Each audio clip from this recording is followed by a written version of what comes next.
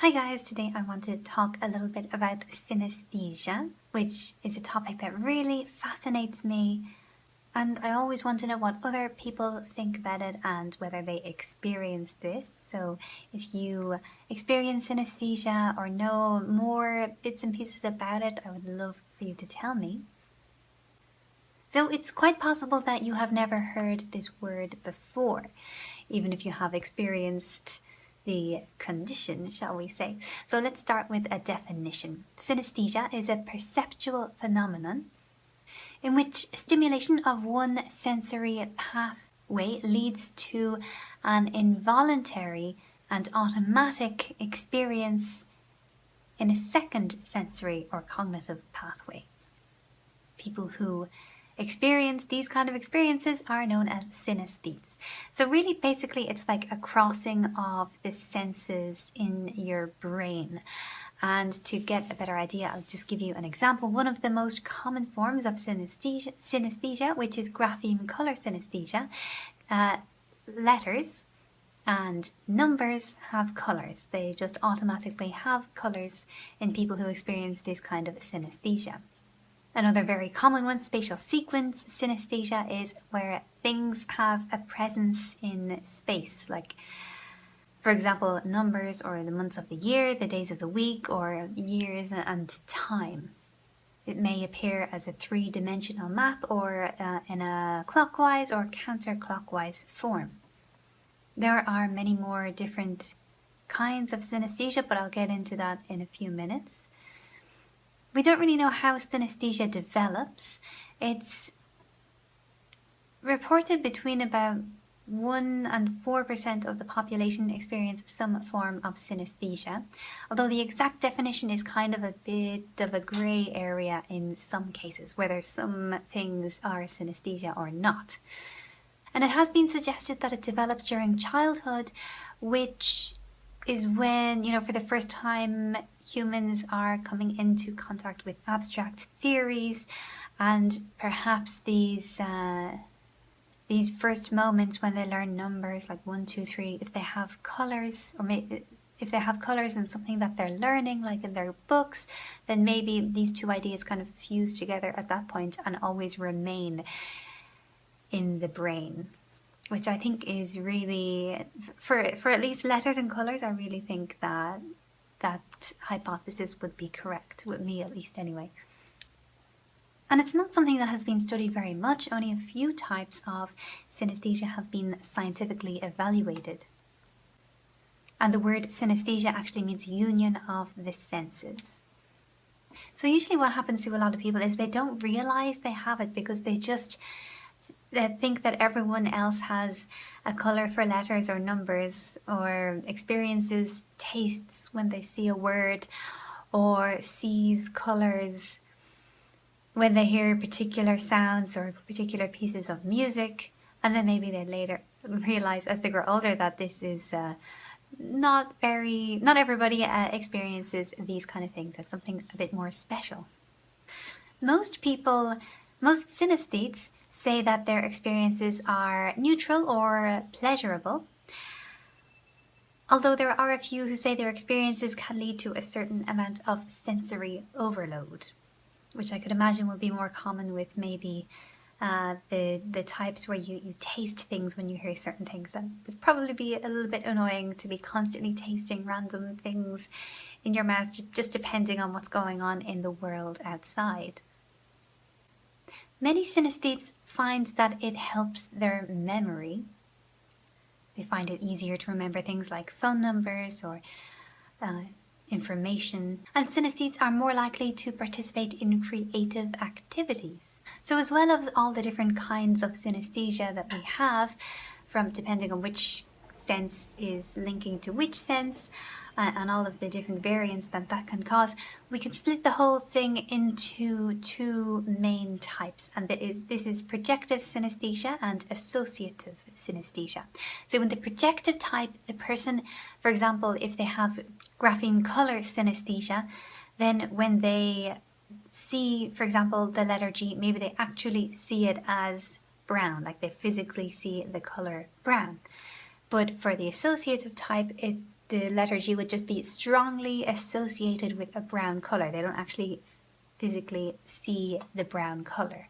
So let's talk about all of the different forms of synesthesia. Well, we'll take a list at the most common ones. We can't do all of them, but the ones that are most commonly experienced by synesthetes. And the first one is grapheme color synesthesia. And this is one of the most common out of this group. And this is when the letters of the alphabet and numbers, which are collectively referred to as graphemes, have a color. They're shaded or tinged with a color. So obviously different people have different colors, but there are some things that tend to coincide. There are some commonalities across letters. For example, A tends to be red, which is interesting because for me, I have grapheme color synesthesia and A is red. Another one is chromesthesia, and this is associating sounds with colors. I think that sounds very interesting. For some people who have this chromesthesia, everyday sounds such as doors opening or the sound of traffic or people talking can trigger the seeing of colors. And for other people, it's musical notes that trigger this experience. Another thing to be noted is that people with synesthesia tend to have perfect pitch because their ability to see or hear color aids them in identifying notes or keys. And I'll just read a little quote here from Richard Sidovich, who is a neurologist and author and who has worked on synesthesia.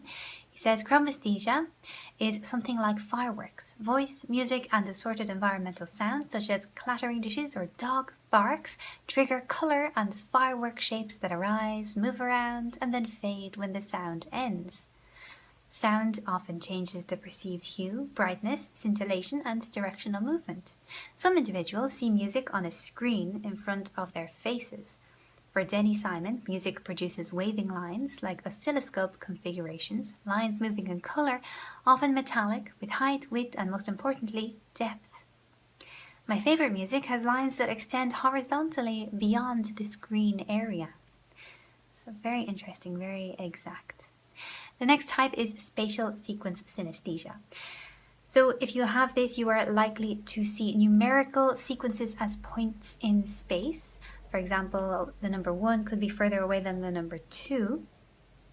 And people with this specifically might have very good memories because they can see times and dates and numbers in specific areas in the space around them. In one study, they were able to recall past events and memories far better and in far greater detail than those without the condition. Number form, the next type, is a mental map of numbers that automatically and involuntarily appears when someone who experiences number form synesthesia thinks of numbers. Number forms were first documented and named in 1881 by Francis Galton. This next one here is very interesting, auditory tactile synesthesia. So in this one, certain sounds can induce sensations on the body. So for example, hearing maybe a certain voice or certain music could actually make you feel like you were being touched in different parts of your body, which I think is really fascinating. And even more interesting is that recently there has been some speculation that the common phenomenon of ASMR, autonomous sensory meridian response, is somehow related to this because seeing as it is auditory stimuli or trigger words that create a tingling sensation in the body, it is very similar to this auditory tactile synesthesia. This next one always interests me a lot. I think it's very, very interesting, very strange. Ordinal linguistic personification. So this is when numbers or letters or months of the year have personalities to the synesthete. They can have personalities or gender. I'll just read out some examples from here. The number 2 might be a young boy with a short temper, or the letter G might be a busy mother with a kind face. So very, very strange, but really fascinating. Mirror touch synesthesia is a rare form. It's not as common as the others, and it's when individuals feel the same sensation that another person feels on their body. So for example, if the synesthete is watching somebody be tapped or touched on their shoulder, then they will feel the same touch on their shoulder, which I think is kind of, I think that sounds very like the comparison to ASMR as well. Lexical gustatory synesthesia is really interesting. I think this one is probably the weirdest. It's another rare form of synesthesia, and this is when somebody experiences tastes when hearing certain words or certain sounds. And in fact, I think the president or someone important in the Synaesthesia Society in England, his name is James Wannerton, and he has this kind of synesthesia, and he very interestingly made a map of the London Underground, replacing the names of the stops and the places with the tastes that he experienced when passing these stops. So very, very unique, very fascinating. And there is thought to be a genetic basis to synesthesia, because usually people who have synesthesia, that their closest relatives have a higher chance of having it, but the whole question is still up for debate. So I'll tell you a little bit about my experiences with this. I have mostly grapheme color synesthesia, so all the letters of the alphabet have a color.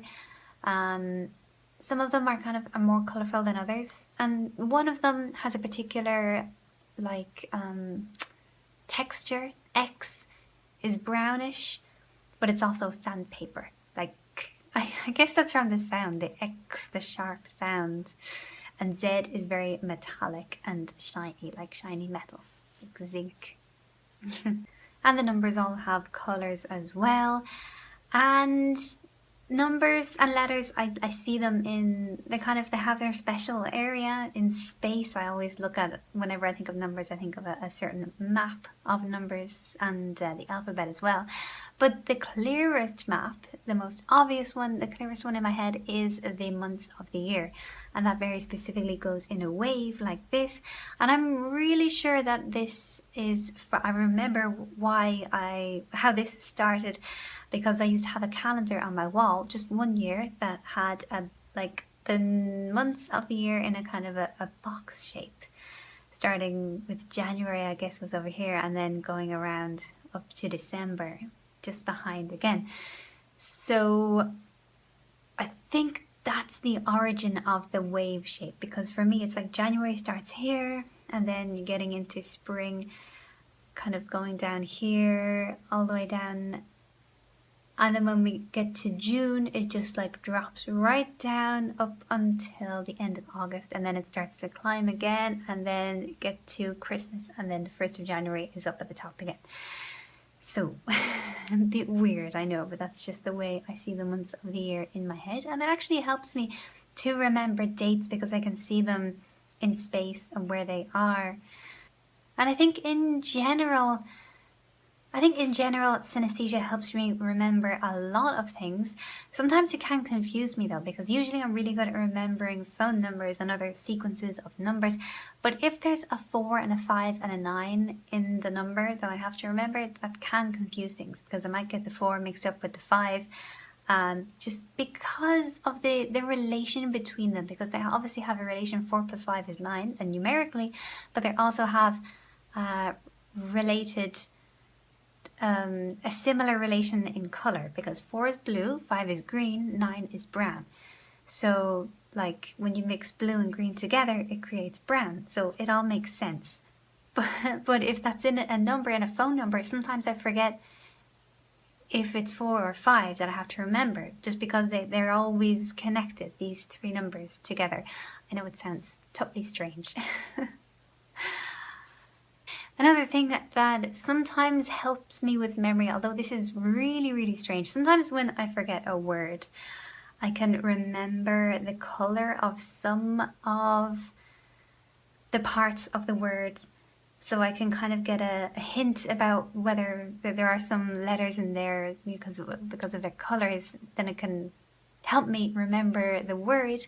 But even more often than that, I remember the feel of the word. like how many syllables it has, because syllables are kind of like folds, different folds. So I can just kind of like hold the word in a box in my hand, get the kind of feel of it, but without actually seeing the real word, which really confuses people, because you know the way when you're having a conversation and you're like, oh, what's that word? And both of you are trying to remember it. I'm like, I know there's an M in the word. It ends in an M. And people always say to me, how can you remember bits of the word but not like the whole? You can remember 3 letters from the word but you still can't remember the whole word? That's just weird. And it is very weird. Another thing that I remember the origin of is the letter K, because K is dusky pink, very specifically dusky pink. And I guess that's the clue, right? Dusky pink. The letter K appears twice in the name of the colour. And this was the name of a crayon I had when I was younger. I had a whole big set of crayons. It was a wonderful set. I really hated dusky pink. It was kind of because like it was a really dirty pink colour and it just kind of irritated me. And also it was like a different kind of crayon. Like it was the same as all of the others, but when colouring with it, it was so hard and so waxy, it just didn't colour the same as all the others. I just really had a lot of issues with that dusky pink coloured crayon. And yeah, I think that was when K and dusky pink just fused together forever. As I mentioned before, people have different colours for different letters. You're probably not going to get the same person experiencing all the same colours. But this reminds me of something really strange, an interesting story that happened to me once upon a time when I was travelling and I met 2 other Irish girls and we were hanging out together for a couple of days and we rented some motorbikes and we were just travelling around, looking around the area we were staying in. And one of the bikes was a kind of a really bright lime green colour. And I remember one day we were walking towards the bike and I just said to one of them, if that bike was a colour, if the colour of that bike, no, if that motorbike was a day of the week from the colour of it, which day of the week would it be? And without missing a beat, she replied, Tuesday, which was really amazing because that was the day of the week that I was thinking of as well. The bike was just totally the colour of Tuesday. It was just really bright lime green. And to me, Tuesday is that colour because T is green, U is yellow, E is kind of a lighter green, like a kind of a leafy green, so an S is white. And but when there's a dominance of a certain amount of letters of the same colour in a word, then the whole word becomes that colour. So that's why Tuesday is really bright lime green. It's a mixture of T, U and E. But it was just amazing that she had the same idea as well. Very strange. So please let me know if you experience a bit of synesthesia. I would be fascinated to know, and whether you think that it has helped you with memory, whether it makes you more creative, and if it has been generally a benefit to your life overall. So I'm going to leave some links in the description for more information on this fascinating condition, and I'll talk to you soon.